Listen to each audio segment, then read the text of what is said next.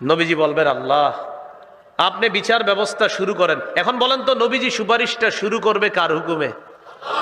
মান যাল্লাযী ইয়াশফাউ ইনদাহু ইল্লা বিইজনি। কে আছে এমন আল্লাহর অনুমতি ছাড়া আল্লাহর কাছে সুপারিশ করবে? ইয়ালামু মা বাইনা আইদিহিম ওয়া মা খালফাহুম। তাদের আগে পিছনে যা কিছু আছে সব জানেন কে? আমাদের সামনে পিছনে আগে পরে যত কিছু আছে সব কে জানেন? আল্লাহ তাআলা জানেন। কোনো খারাপ জিনিসের দিকে যখন দৃষ্টি দেন, এটাও আল্লাহ দেখে। আপনি যদি চোরাই দৃষ্টি দেন, চোখের কোনা দিয়ে খারাপ জিনিস দেখেন, আল্লাহ বলে ইয়ালামু খাইনাতাল আয়ুন ওয়া মা তুখফিস সুদূর।